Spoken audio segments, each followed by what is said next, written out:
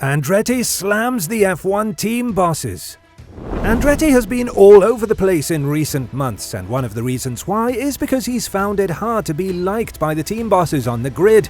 Whether he is in the right here or not, that clearly does not bother the American, who is finally entering the F1 sport as the 11th team on the grid, likely from 2026 on. After receiving the support of the FIA and its president Mohammed Sulayem, Andretti has taken yet another jab at the F1 team bosses, and this one will definitely make people mad.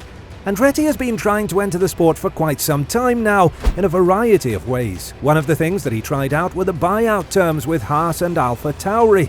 However, neither one of these teams was interested in selling out their teams in a sport that is considered to be the most elitist one in the world.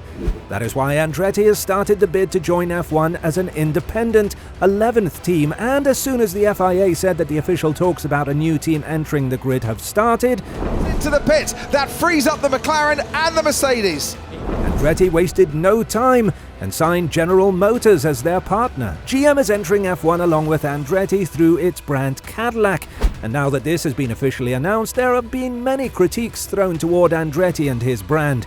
What is even more interesting is the fact that even the FIA had to remind Andretti that his entrance into the sport is far from a done deal, and that they are yet to work out a deal together. Still, the American feels like the FIA did this under huge pressure from the current F1 team bosses, something that he doesn't agree with because he feels like everyone in F1 is looking out for themselves and wants to fill their pockets full of money. Andretti has taken yet another bash at the F1 team bosses, and when asked about how he feels about the sport not welcoming the partnership between him and GM, Michael Andretti said, "It's all about money. First they think they are going to get diluted 1/10 of their prize money, but they also get very greedy thinking we will take all the American sponsors as well.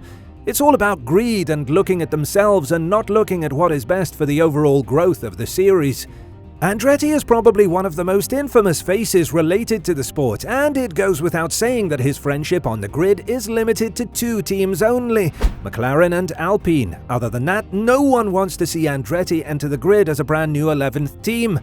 Wolff and Steiner are two of the fiercest rivals that Andretti has out there, and according to the Mercedes principal, Andretti cannot provide enough evidence that he'll bring more value and money to the sport than he'll take away from it. But by signing General Motors, one of the largest engine manufacturers in the world, Andretti has shown that he means business, and that the American sponsors are going to flood into the sport if he is given an equal chance. Yes, Haas is an American team, and we haven't seen many American sponsors involved with either Haas or any other F1 team, but that's mostly because this particular team isn't really representing the American interest out there. On the other hand, we've seen that Andretti is building a $200 million building in Fishers, Indiana, and is looking forward to housing all of the racing projects there, including F1.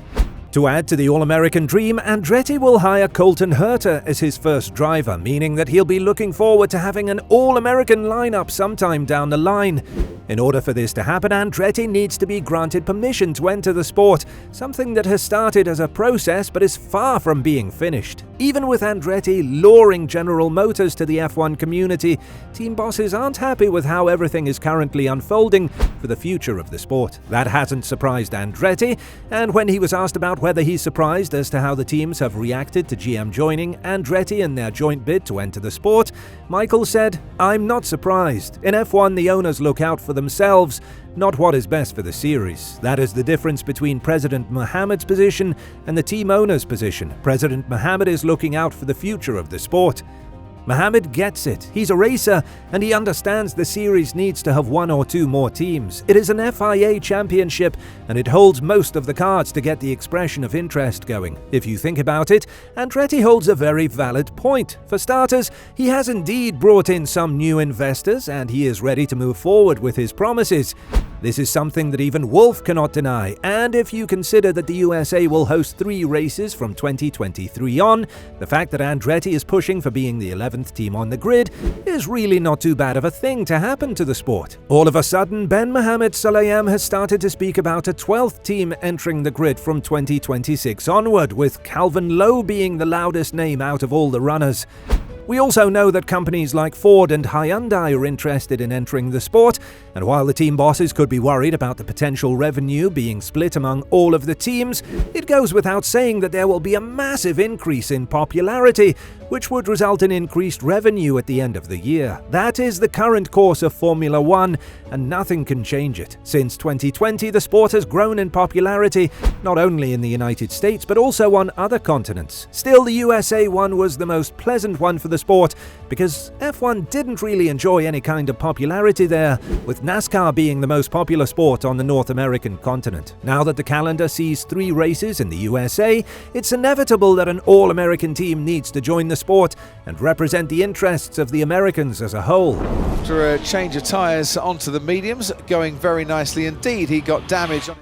Andretti would be the perfect choice for the sport, whether we like it or not, because we see that everything he does is completely valid, and while he may be a bit harsh with his mouth, his points are valid ones and deserve to be respected. After all, he's been given the cold shoulder for so long that he deserves far more than just the 11th spot on the grid. And it's not like Andretti's entry will come in for free.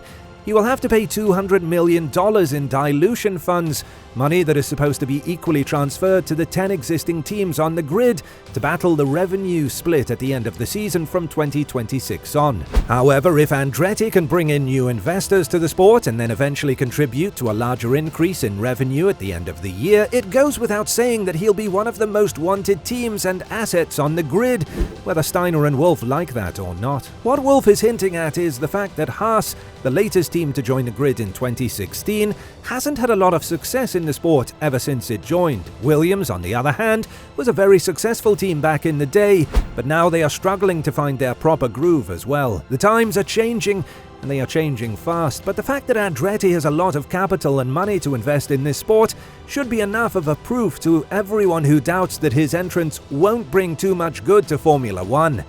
After all, even Stefano Domenicali, the president of the FIA, was against this move, further adding that Formula One is a sport that is all about quality and not quantity. But if it hadn't been for the popularity increasing in the States, we wouldn't have seen such an increase in the revenue of the sport from 2020 to 2022.